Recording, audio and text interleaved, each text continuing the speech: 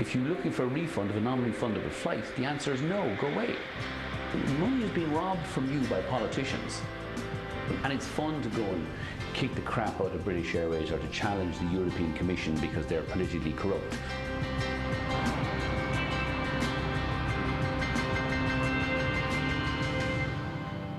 It all started here in Dublin for the man who's rarely out of the headlines and one who, by his own admission, courts controversy.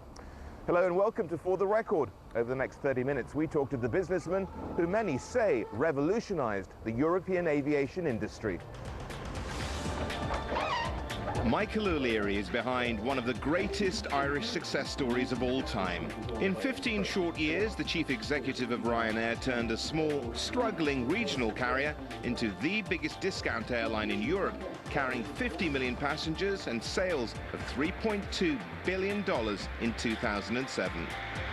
Michael has been an unquestioned leader in Europe of a most maverick kind. But he has changed the game, he has led the low-cost revolution, and he's certainly grown the market significantly.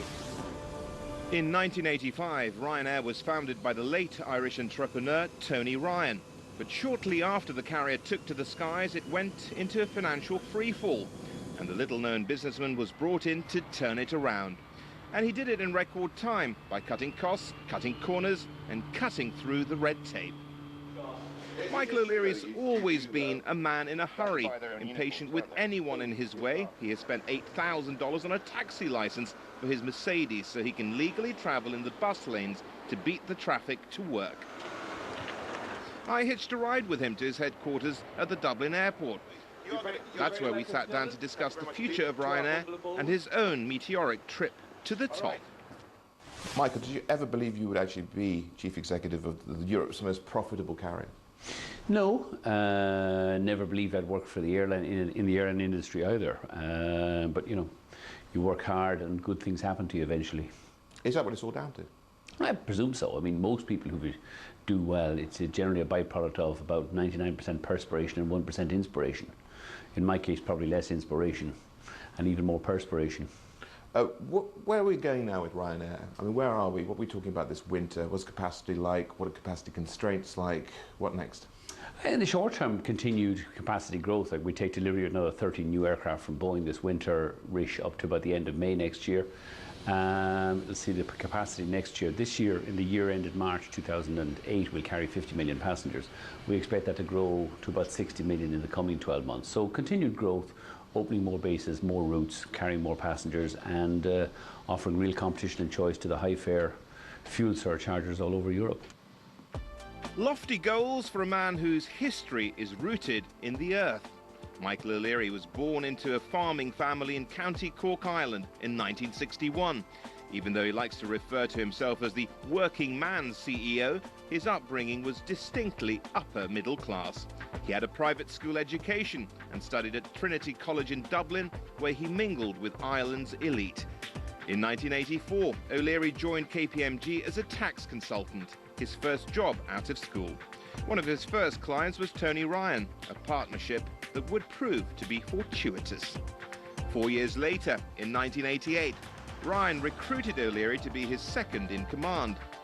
By 1991, he'd put Ryanair back in the black, and he was elevated to deputy chief executive. In 1994, O'Leary was named chief executive and became the official face of the airline. With an initial 25% stake in Ryanair, he's now estimated to be worth more than $500 million. His hobbies include art collecting, farming, horse breeding, and horse racing. O'Leary is married and has 2 sons. Never one to rest on his laurels, O'Leary is still maneuvering to get ahead. Going into 2008, he served notice that Ryanair was beginning flights from Birmingham, Edinburgh, and Manchester to continental Europe, boosting competition with EasyJet, his biggest rival. The airline's also adding 50 new routes this year, its largest ever new route expansion.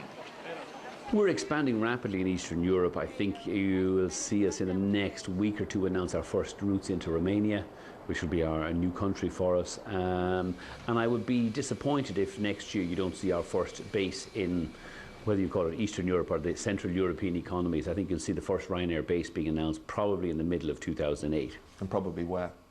Hard to know at the moment. I mean, they were talking to, there's 7 airports between Poland, Slovakia, the Czech Republic, and I suspect one of those, more likely a Polish airport at this point in time, but the negotiations are still continuing, so that could change. Is this where the growth is going to come from, as we see perhaps the European economy slowed down? No, I mean, we're still confident that the growth is going to come from the Western European. The big growth will come from the Western European countries. As you know, if you want to follow Ryanair's growth, you follow where the bases are, not where the destination airports are. And as you can see this winter, 4 new bases, 2 of them in the UK, 2 of them in Spain. I would expect a similar profile next year. Say if we open 4 bases next year, I'd be surprised if 3 of the 4 aren't in Western Europe.